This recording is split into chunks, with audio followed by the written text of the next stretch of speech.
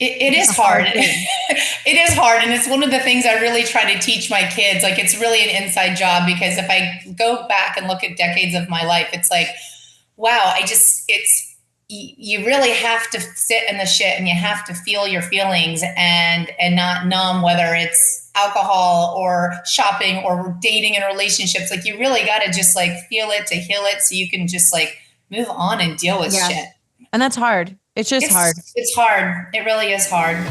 Thanks to Sana Skin Studio for supporting the No podcast. Sana is a skin studio that is shifting the relationship with your skin and your products through goal-driven facials, real guidance, and clean skincare. Stay tuned for our promo code so you can receive $25 off of your first facial at Sana Skin Studio. Welcome to the No podcast with me, Nikki Spo. What is up, my friends? Welcome back to The Know, where it is not about knowing everything, but about coming to know ourselves. I am your hostess, Nikki Spoelstra, and I am so excited to share with you that I was a guest on Cari Fund's brand spanking new podcast, Surviving Roots, and she has given me permission to use our recording to share with my audience. You guys, she is such a light, and I really want to encourage you to check out her show. It will uplift you and help you feel seen, heard, and understood, and honestly, less alone on this wild journey of life. In this episode, Cari and I discuss my journey through sobriety, loss, and motherhood, and I can't wait for you to listen in. Before we get started, here's your call to action. Make sure that you are subscribed to The Know so that you never miss an update, and make sure that I get that download, which puts our important conversations in front of more people. Next, you may have heard me speak about the new exclusive online women's community that I have started called Becoming Her. So who is this community for? Well, Becoming Her is specifically for the woman who feels like she is on the verge of becoming the very best version of herself, that her energy, and would benefit from being around other badass women who are helping each other get there, whatever that looks like for each individual. We are all on this mission, and when you sit at a table of like-minded women, the conversation just hit different. And that's why you need to be a part of this. It's not a magic wand solution. It's an entire collective energy shift. And I know how to help you get there because I've done it for myself, and I have helped hundreds of other women find it within themselves too. The ultimate goal is that when you think of the phrase, oh, she's her, that you fully, truly, wholly understand that you are her. You are her. You are the woman you've always wanted to become. You have self-actualized that energy, you embody it, and you know exactly who you are and what your integrity means to you. We meet once a week and we talk about all of the things. And we have experts in the wellness industry jump in for exclusive webinars, plus so many more perks that you can learn about on the site. I'll drop the link in the show notes so you can sign up. And with that, please enjoy this recording between me and Cari Fund on her podcast, Surviving Roots.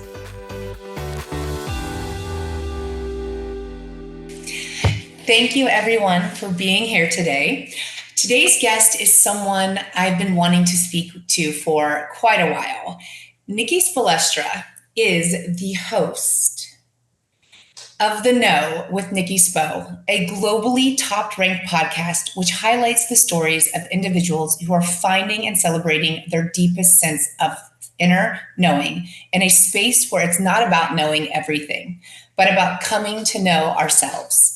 Her podcast has been nominated for the People's Choice Podcast Award and is up for 2 coveted Gracie Awards, which honors exceptional women in podcasting and journalism.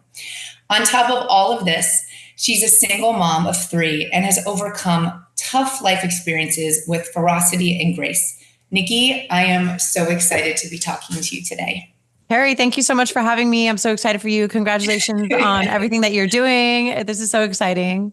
Oh my gosh, thank you. I mean, listen, your story is one that not only embodies resilience, but you're redefining it. And through your sobriety and loss, heartbreak, joys and challenges of motherhood, you've emerged as this guiding light to others for hope and empowerment. And I firmly believe that our pain isn't our prison. It instead can be a catalyst for unlocking our true potential. And Nikki, you're living proof of this transformative power.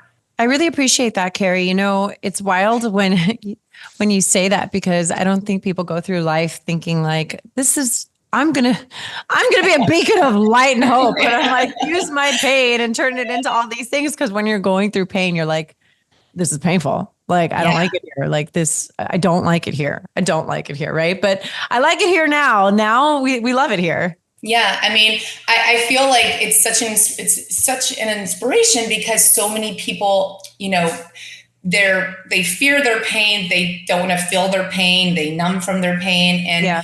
pain can, push us down, and you have really allowed it to propel you forward. So it's truly inspiring, everything that you've experienced over the last couple of years. Thank you. Thank you. It's been a wild ride. By looking at your platform and everyone that you've spoken with on The Know with Nikki Spo, you have such a deep interest in the human experience. And I'm dying to know, where does it come from?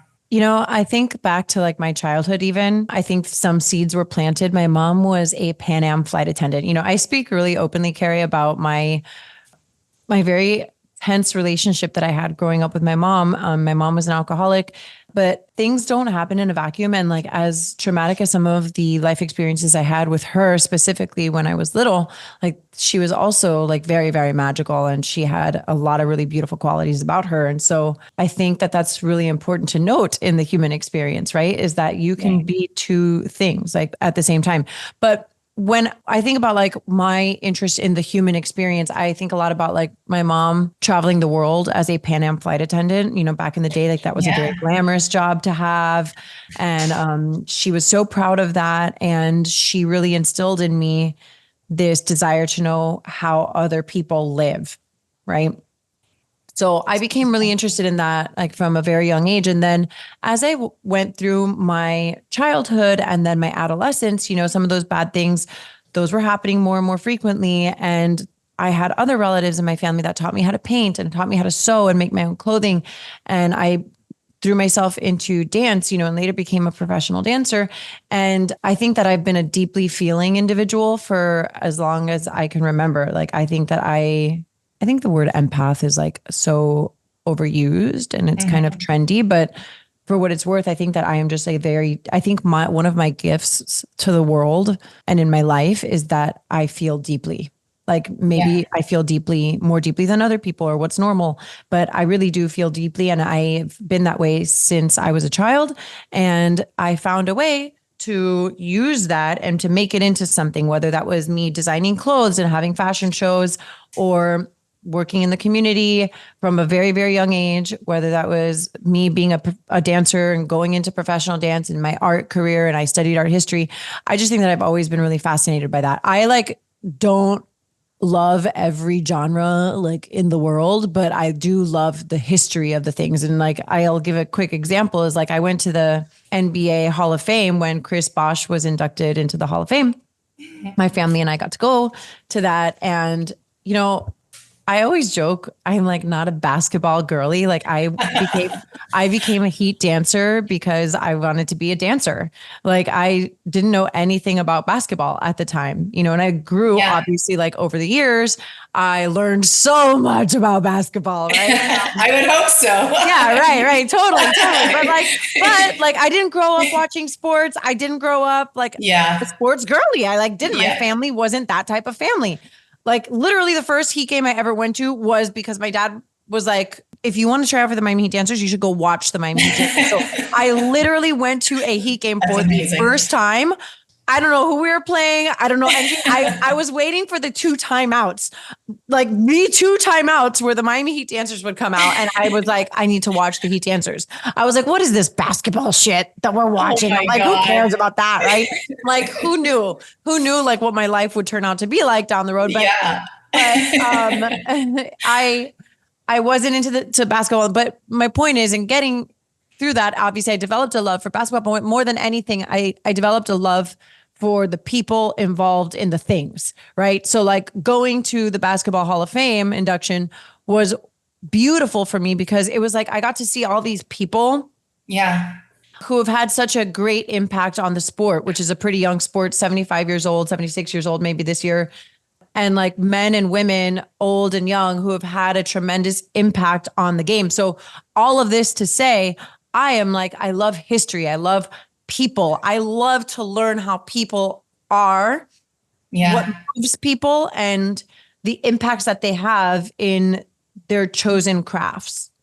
That's really amazing. First, I can relate slightly, because for some reason when I was 15, I tried out for cheerleading. I made varsity captain, and I still probably through my entire high school years didn't know the difference between defense and offense, and the co-captain would have to tell me which cheer to call out. Like, yeah. I'm like, I don't know anything about sports. Why am I a cheerleader? But anyway, on a different note, I want to go back for a second because you said some really important things. I can relate with you in terms of I had a very interesting relationship with my mother, and actually both my parents. My dad was the alcoholic, but my mother was addicted to just being the victim of life. And I think you're so right when, it doesn't have to be this or that. Like your childhood and the things that you were talking about, it all doesn't have to be a bad story or a negative story. You can juggle and carry both positive things, which it sounds like your mother really instilled in you a lot of beautiful qualities. But do you think that you're such a feeler because of your upbringing, because of things having to deal with in your childhood? Because I know I have found myself to be a feeler and really have empathy for others. And I know a lot of people who grow up with harder childhoods or hardships,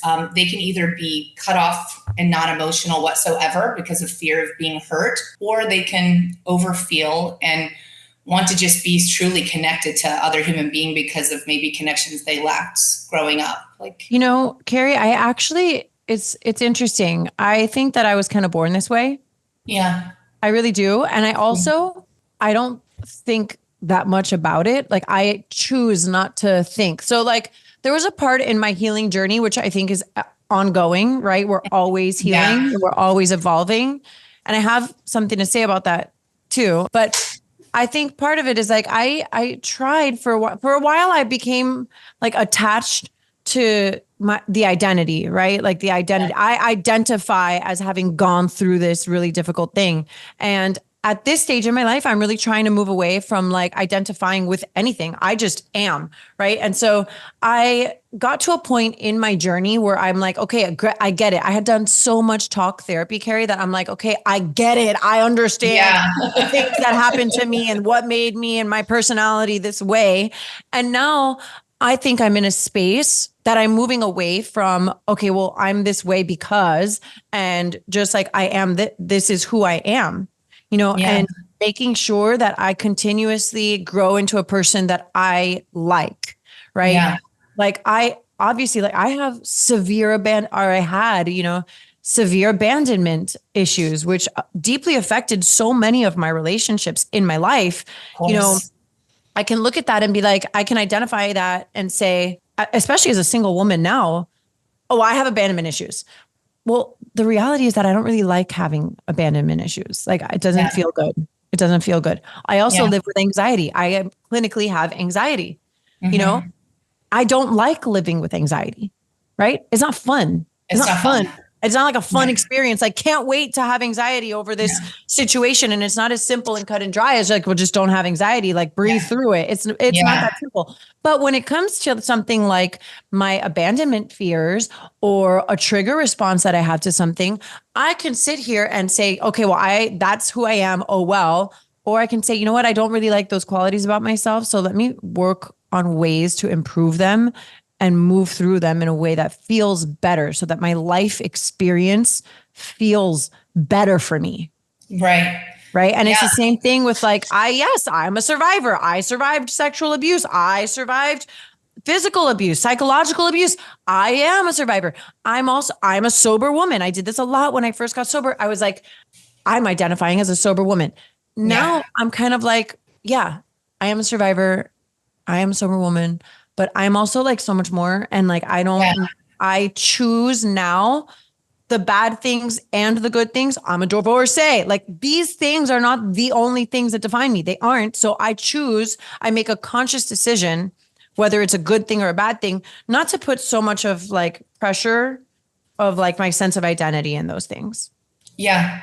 It's beautiful that you say that, because when I was researching you and reading about you and everything that I see that you do, you're so many things. So like I would read this and I'm like, well, but you're so many things. And it's so interesting because it's not that you're a gatekeeper where you protect your present and your future from your past. It's just really you're continually shifting forward and moving forward, and you're just becoming and becoming. And sometimes we become from unbecoming. So our becoming is from our unbecoming. So it's really a beautiful process. And you mentioned about living a sober life. Like, what is that created for you? Because how many years have you been sober? 4. I just celebrated 4 years. Yeah. Congratulations. Thank you. It is, I'm constantly shifting towards this alcohol-free life. And I've only done it for 8 months, a year and a half ago. And in those 8 months, thank you. In those 8 months, I really felt like it was the first time in my 46 years that I felt truly connected to myself. I was like vibrating and working and creating like on a different level. And I mean, what's 4 years feel like? Like, what has this created for you? I always say that sobriety is like the best thing to happen in my life, but it also had like catastrophic effects on a lot of other areas of my life. So because I started to wake up to myself, getting sober allowed me to rediscover who I am. It allowed me to realize that I'm worthy of this life that we're living, even if it's hard at times. Getting sober allowed me the space and the grace to show other people grace and myself grace. It made me more tolerant. I think that getting sober allowed me to rediscover myself. But, and I studied this, I went to therapy when I was really little because of my mom's alcoholism. And like everybody in the family unit, when there's an alcoholic, has like a role in the family unit, right? Like everybody kind of plays this role, whether that's an enabler or a cheerleader or whatever. And so what I came to learn, and I'm talking about like all of my relationships, right? Like my family of origin relationships and things like that. It's like when one person is sick, like the whole unit is kind of sick.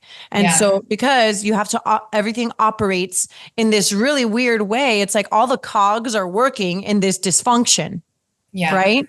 Like the dysfunction of it works. And so when one person begins to heal in a family unit, right? And so I can say that from my family of origin, when I started to get sober, it changed my relationship with my dad. It changed my relationship with the rest of my family of origin. And that's across the board. So it was a big reckoning. It was a big awakening. I was able to help my mom, who I had been estranged from. I was able to go and do a sober intervention on her. Like during my sobriety, I was able to put her in a rehab, which I would not previously have been able to do. I couldn't show up for my mom physically in the way that I wish I could have, like maybe like been there with her at the end of her life. But in my own way, like I was able to bring myself to have the capacity to provide for her care financially, which before I just wouldn't have done it. I would have been like, no, I can't do it. Right. So in my own way, like I feel like I made my peace with her, which has been hugely liberating. But I think that people mistake getting sober with like it's all peaches and cream and rainbows and butterflies. And Cari, it is a lot, right? Like it really is like so much better than I could have ever imagined. I had the courage to start my own business. I don't think I would have done that, but it's hard too, because you have to learn how to function in the world with the same pains and the same triggers. And now without the crutch of being able to escape through whatever means it was, you have to kind of learn how to sit in the shit. And that's hard. It is hard. It is hard. And it's one of the things I really try to teach my kids. Like it's really an inside job, because if I go back and look at decades of my life, it's like, wow, you really have to sit in the shit and you have to feel your feelings and not numb, whether it's alcohol or shopping or dating and relationships. Like you really got to just like feel it to heal it, so you can just like move on and deal with shit. And that's hard. It's hard. It's hard. It really is hard. And I still have those feelings. Like I still have feelings of like, people ask me like, do you ever get triggered by alcohol? Like fortunately, by the grace of God, and I know that it's God working in my life, that sounds woo-woo for some people. I have a relationship with God. God does not exist for me. God did not exist for me when I wasn't sober. Like I did not believe in God. I did not believe in any God before I got sober. And Like, it's not that it's like a culty thing, but it's like through my sobriety, was able to find a relationship with the God of my understanding.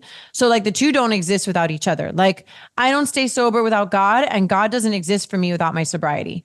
Right. Yeah. And so I was able to find that. And that really has been hugely transformative in my life. Yeah. I mean, I think that's beautiful because, when you get sober or you're alcohol free and you're just truly connected to yourself, you have this higher sense of intuition. I mean, I became much more spiritual during those 8.5 months. I mean, I started meditating for the first time in my life, just sitting still and listening to my inner voice. And I don't know, it's just so beautiful. The world is so beautiful around us. And you just sort of miss out on so many things when you're just not connected. Staying sober is huge. And you mentioned about like the hardships, like how did you stay committed to your sobriety? So God is your relationship with God, because you've dealt with a lot of hard things. The loss of your mother. I want to talk to you about your son's diagnosis, if that's okay. All right, guys, let's take a quick break so I can thank our sponsor, Sana Skin Studio, with their OG location in Wynwood and their additional locations in Fort Lauderdale and Coconut Grove. Okay, so the best way I can describe Sana is that it feels like coming home. Unlike traditional facials, Sana's facials are rooted in education, and I love this so much. Every experience I have had at Sana has been a chance for me to learn more about my skin and its needs. I love that the facials are effective while also being accessible enough to be a monthly ritual rather than a yearly splurge. This is why the Sana membership is so great. I'm honored to be able to provide our audience with a promo code. Use the code THEKNOGLOW for $25 off of your first facial when booking at sanaskinstudio.com, and additional incentives if you book a membership. I have absolutely loved my skin healing journey with Sana Skin Studio. How did you stay committed to your sobriety? Service. Like in this roundabout way, like I don't sponsor anybody right now. I'm not a sponsor. I don't sponsor other alcoholics, but like one of the things that people in 12-step programs talk about, the 12th step 12, is to be in service to another person who is sick and suffering. And so like in my own way, like I feel like having conversations on my podcast with experts and other people who are going through stuff, I feel like that is a service, right? Like and it helps me too. Like, but it also just, I believe that it helps other people. And when my life was falling apart, when my mom had just died, I had just found out I was pregnant with our third child, which was a planned pregnancy. And our son, who was 4 at the time, was diagnosed with Burkitt lymphoma. I was just like, oh, fuck. Like all of the things, like all of the worst case scenarios were happening. And I thankfully had a really good support system. Like I would drive home from the hospital sometimes in the middle of the night and call like a girlfriend and literally just scream into the phone, like, and like be crying on my drive home. Like I'm hormonal because of my pregnancy and I'm spending nights in the hospital. It was a really, really hard time. I don't know. I just think that like I stayed the course. And so what I was going to say is that I am not triggered by alcohol. Like people can drink in front of me. I don't mind. I can generally go to a bar with friends who are socializing and drink my water and my Diet Coke. Yeah. Fine. I'm a little bit triggered by seeing drugs. So like drugs cannot be present in my life. Like I cannot see them, but that doesn't mean that I don't like, just because I'm not triggered to drink alcohol doesn't mean that I'm not triggered to escape. So like, I still very much I'm like, oh my gosh, I'm feeling pain. I want to escape. I don't want to be here. Make it stop. Right. Yeah. That's when I try to like, I know it sounds so corny, but it's like you hit your knees and I get on my knees and I pray to God. It sounds so sad. Like, I feel like such a dork saying that, but I actually get on my knees and pray to God. And for what it's worth, like if you just wait a little bit, like the feeling passes. And, so like something that I struggle with is like, I smoke cigarettes, right? Yeah. I've never actually said that like out loud. Like my friends know, my friends kind of know about it, like every once in a while, I'll like go outside and instead of downing 2 bottles of wine, I have a tea and I smoke a cigarette, and that's my relaxation for the night. Right. Yeah. I'm not proud of that. I think it's gross. Right. Yeah. I think it's a gross habit, for the record, but I'm like, she can do anything. She can't do everything. Right. In my world, I'm like, she's not drinking. She's not doing drugs. She's not shopping to like make herself feel better. I'm not sleeping around. Like I can do anything, but I can't do all of the things at once. So it's like, I love that. But one of the things that I consider, I'm like, okay, now, like, I know that I don't want to do that for my whole life. I don't want to. I understand. I want to live a long time. Like I love myself so much now, Cari, that I'm like, I don't want to hurt my body. And I know that hurts my body. So I don't want to do it anymore. So one of the things that I work through now, I'm like, and this is a good example where you asked me like, how did you get through it? I'm like, okay, just wait it out. Wait it out. I'm like, okay, I want to go smoke a cigarette. What if I wait 5 minutes? Yeah. What if I just wait 5 minutes? Distract myself with something different, like go be productive and do something else. Like, and then I'm like, okay, well, maybe I'll wait 10 minutes. Yeah. Maybe not. Okay. Now that like desire, now like the addiction part of my brain that kicks in, or that I want to have this, it subsides a little bit. Yeah.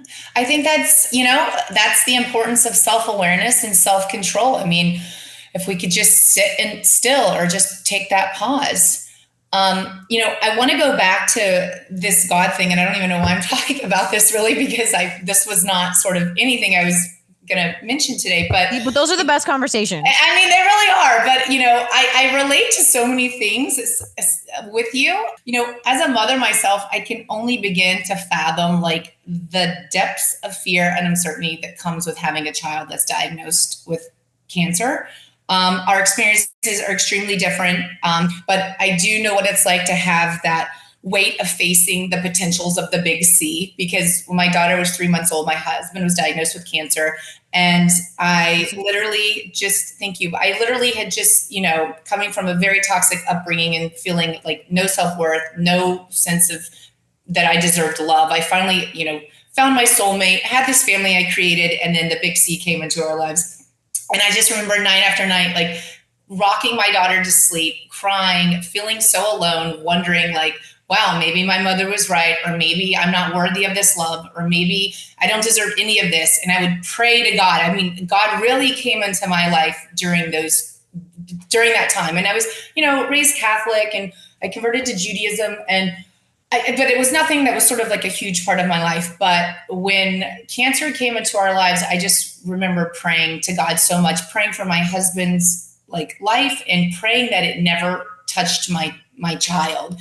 And although I don't know exactly what you went through, I deeply really empathize with the emotional toll that the desperation and hope, like as a mom, that you had to face. Like that's a mother's, I think one of their worst nightmares is getting that kind of diagnosis. So like, how did you,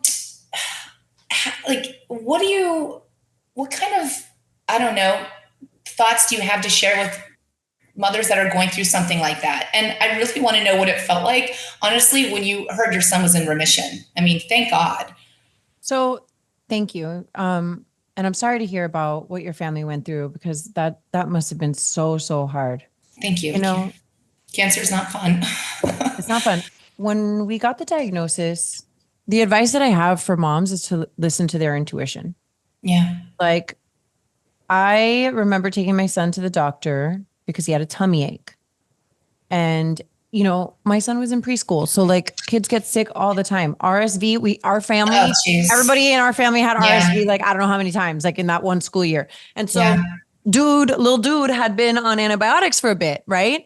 Antibiotics mess with your tummy. Yes. Yeah. Everybody knows it. Okay. Yeah. So I'm like, okay, I'm going to the pediatrician. I'm like, his stomach hurts. And initially it's like, well, yes, because he was just on antibiotics. So like try giving Culturel, which is normal, totally standard. But then I started to realize that like the way that his stomach was hurting was not normal. It just wasn't normal. And I can't explain it. I just knew, I know his personality. I know when he's joking. I know when he's not joking. We tell the truth.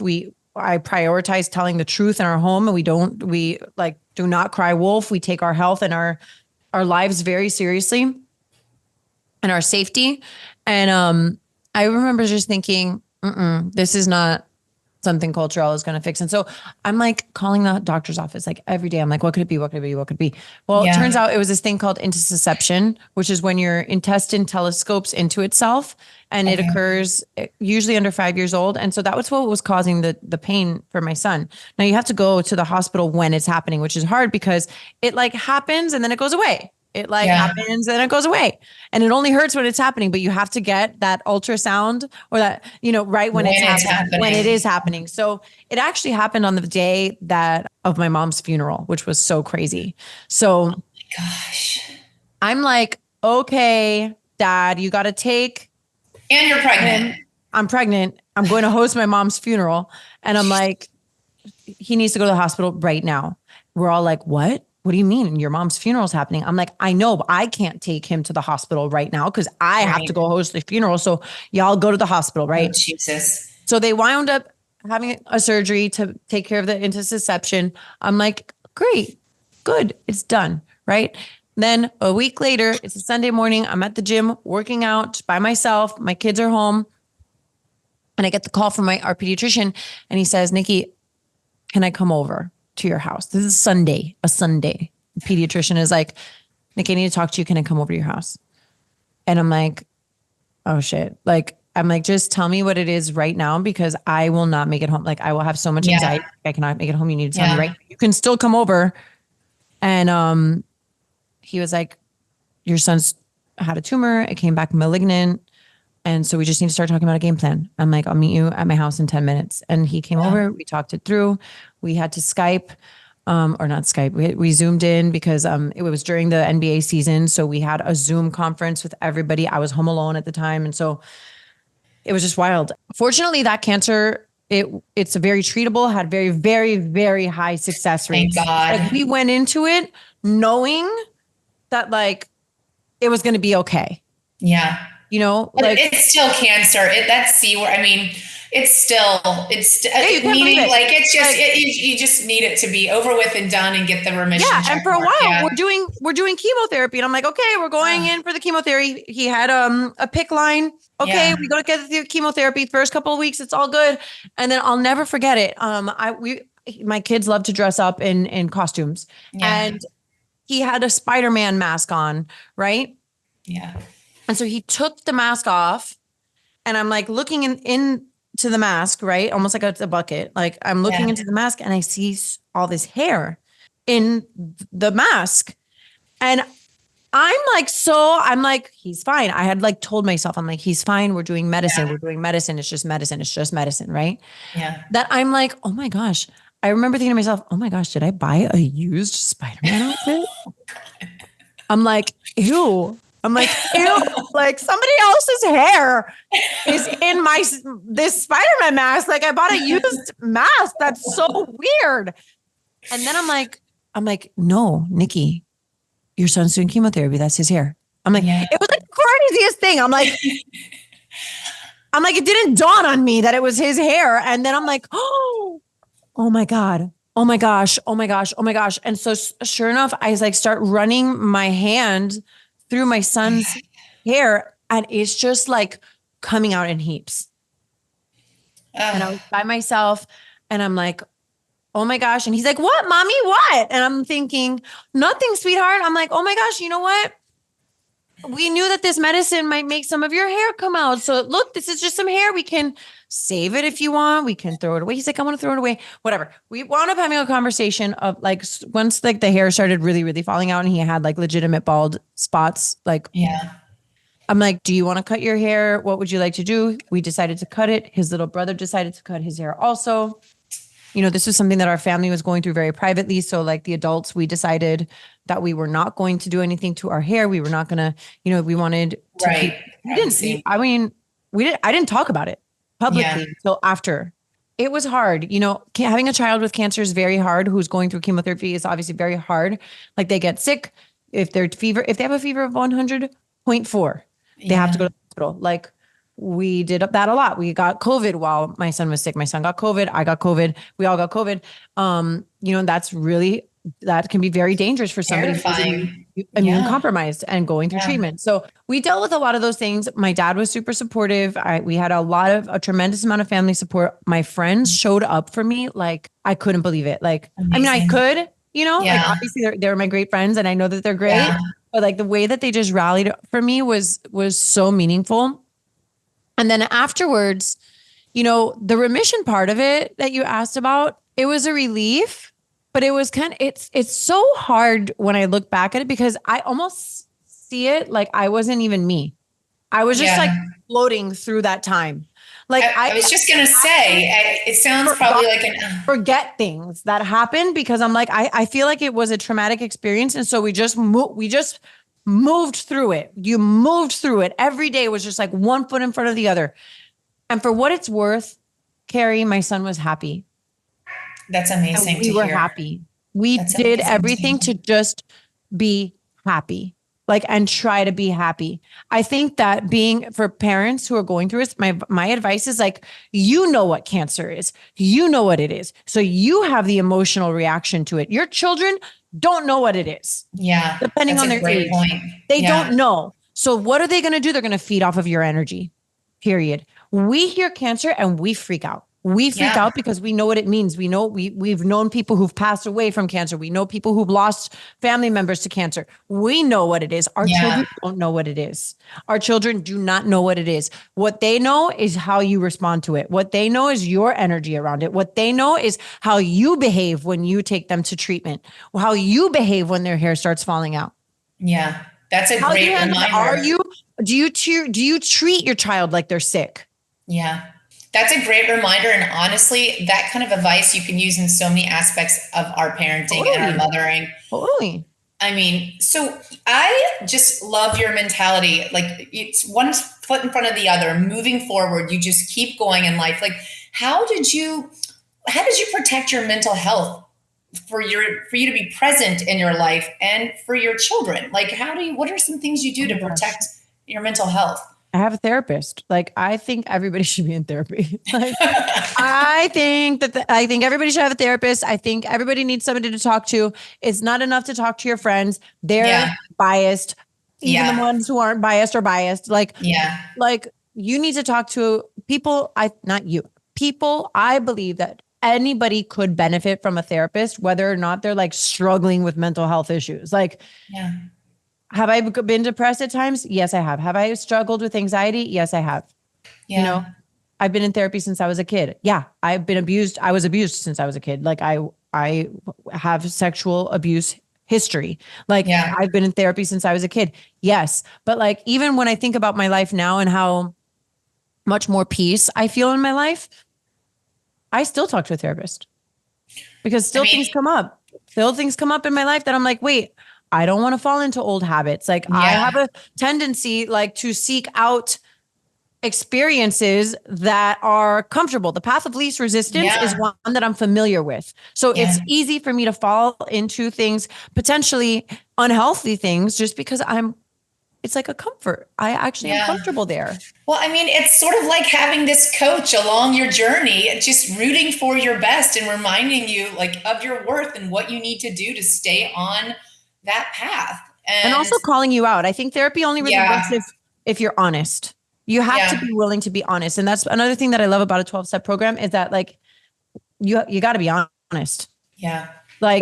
It's easy to go into a therapy session with a therapist who doesn't know anybody in your life, whoever, and you can talk shit about that person to your therapist and they can This is why you can't lean on your friends. You need somebody. But even with a therapist, therapy is only going to work really well for you if you are honest with your therapist about yourself. Yeah. Well, I mean, I think getting honest with ourselves is really the first step in it all. It's scary. It's terrifying. I mean, it's terrifying. It's not fun. I've been doing this with myself for decades, but I would say probably in the last year and a half is where I really got honest with myself. And it's not fun and it's not pretty, but what's the alternative? What's the alternative? What's the alternative? What's the alternative? Right. Totally.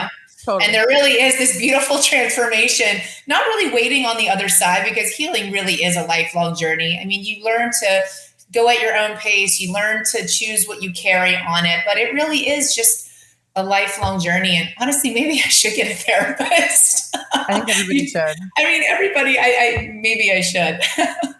I want to switch to something about just like validation, because you have received so much praise and so many awards. And I really want to know, like, does this validation feel like, do you find yourself fulfilled, or do you, like a lot of us, still seek validation externally? So first of all, I haven't actually won the awards. Like, I've been nominated for the awards. You're going to win them. Let's just manifest this, because we can manifest it, but it's like, you know, like, it's hard when you get nominated and then you don't win. You're like, I want to win, right? Yeah. I think what's really important is to like stay rooted in why you're doing it, right? So like when for example, when the awards come out, right, and I realize, oh shit, I didn't win the award that I was nominated for, I'm like, should I quit podcasting? Should I quit doing this? No, I shouldn't, because it's not really about the award. It's about the impact that I'm having on people. So I think staying true to like your why and why you're doing it is really, really important. I think external validation is normal to crave. I don't think people are abnormal when they want it. I think it is a very normal thing. You want to be recognized. One of the biggest issues that I had with being a teacher was like, I hated making $35,000 a year. Yeah. Like, I loved teaching. I was a teacher of the year. I did win that award. You know, I love it. This is a big but one. I'm like, I want to be in a situation like I taught out of the goodness of my heart. And guess what? I was also married. And at the time I didn't have to earn an income. Yeah. Okay. I could have donated my time, but there's something different between donating your time and then also being compensated fairly and appropriately for what you're doing. And one of the biggest issues I have with the teaching profession in our country is that teachers are not compensated fairly or appropriately. And for me, from an integrity standpoint, I could be the best teacher in the room, whatever. It didn't feel good for me. Yeah. It didn't feel good. Okay. So one could argue that is something that I was externally motivated by, right? Like my income, especially in a situation when I didn't really need to make an income. Right. But it is what it is. I felt that way. If I was going to be working, I wanted to know that I was getting something that I felt was fair and appropriate. And unfortunately, the teaching profession ain't it. Yeah. I could see myself going back to like coaching a dance team down the road. I could see myself doing that. But being a teacher, for me, was hard. I have so much respect for teachers. It's Teacher Appreciation Week this week. I have so much respect for teachers. Yeah. I mean, they're literally shaping the children of the next generation. I mean, honestly, mothers and teachers, like, they don't get enough credit, because this is like the legacy. This is the next generation of compassionate kids with emotional intelligence, like academics. Like, it affects everything. It's amazing, mothers and teachers. But but when it comes to like external validation, I think it's a tricky thing, right? Because there's social media. Social media is a really delicate balance. Like, I'm on social media. I'm on social media. Like, I run my business on social media. Like, I have to stay really centered, because like the next thing you know, I'm like, I want that body. I want that thing. I want that vacation. I want that bag. Look at their relationship. Look at their relationship. Look at that, And I try to be conscious of it too, because I have a platform, even if it's small, even though I have a platform, I try to use my platform responsibly, and there's only so much you can do. I think it's human nature to seek external motivation. I think it's hugely important for people to like flex their intrinsic motivation muscles. Yeah. So I think that takes practice and self-reflection. I love that. And, it's amazing what you do for your community, for your platform, because there needs to be more of that out there. It's really hard. I mean, listen, I am on social media all the time, and my imposter syndrome and my inner critic are so loud when I'm constantly on it. But like when I walk away and I turn it off, I actually can like have a greater sense of self and not worry what's happening so externally and measuring myself against other people. And half the shit's fake anyway, even though I know that and I'm an adult, but it's still, you get caught up.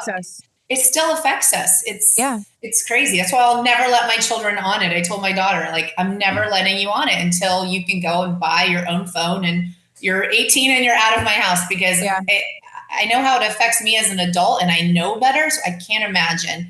And that's how we grew up without it, right? Like I didn't have, like, Instagram wasn't a thing until, I mean, I was living in Los Angeles is like 2010-ish, 12-ish, you know, like somewhere around there. It was gaining popularity. You had Facebook before that, MySpace a little bit, but even that, like, I was in college already. So like I grew up not having that. Yeah. Well, I know how like having 17 and Vogue and Teen Vogue and the when Kate Moss and her waif body, like, those fueled my eating disorders and my self-image and my self-worth. So I can't imagine like a device, like you're constantly just looking at stuff all day long, when just a monthly magazine, how much that affected me, or a weekly magazine. Totally. Well, I would like to ask you to end, what dreams do you have for yourself and your family looking forward? Oh my gosh. Peace is the bag, you know, like peace is the bag, you know. There was, I'm sure a lot of people saw it, but there was like a big, she fumbled the bag narrative, like online, which was so frustrating and annoying for me because people don't know shit about shit. But like peace, it really is the bag. Like, I want my kids and I to have like a peaceful life. You know, I used to think that I like, what do you wish for on your birthday? Love. Happiness. I don't even wish for happiness. I wish for peace. Because you know what? Like, after those 2 years that I had that were really, really hard, was I happy? No, but I had peace in my heart. Yeah. And that is the flex, man. That is the real flex, is to have peace, to know who you are, to be sure of yourself, to be continuously growing. Like, that's my wish, that I never stop growing, that I never give up hope, that I don't lose hope. I think hope is super powerful. I hope that I stay resilient without having to be strong anymore. I'm tired of being strong. Like, people, I'm like, so many people are like, you're the strongest person I know, honey. I want to retire from being strong. Yeah. I feel like you had a lot of experiences that would be in a lifetime, if any. Like, I think you need, I'm ready to retire from the strength department. Yeah. I'm ready to live easy and happy and peaceful. Peaceful. You know? And when I say easy, I don't mean like cush easy, even though that's nice. Yeah. When I say easy, I mean that like my mind and heart are at ease, that I am at ease with my life and who I am and the children that I'm raising. That's so important. And it's so beautiful. And I know your journey is honestly a testament to the human spirit, and your experiences will resonate deeply with everyone listening. I hope that it encourages and inspire other people, which I know that it will, to embrace their own paths of healing and growth. And I honestly just want to thank you for opening up today and speaking with me and sharing your incredible journey with all of us. Thank you. It's my pleasure, Cari. Thank you so much. Thanks for having me. Thank you. This podcast was brought to you by Sana Skin Studio. Be sure to use my code, TheNoGlow, for $25 off of your first facial at Sana when booking via sanaskinstudio.com. More than a skin studio, Sana is a movement towards healthier skin and self-love. Thank you so much for listening to The Know. If you loved this episode, go ahead and share it with a friend. Words are so powerful, and someone may need to hear what we covered today. And if you really loved this episode, please take a moment to rate the show and leave a review. Your comments are so important and valued, and they give other listeners insight on what to expect on The Know. You can connect with me personally via Instagram at Nikki Spo and The Know with Nikki Spo. My hope for you today is that you are fearless in looking inward so that you can be your highest, most authentic self and go after the life of your dreams.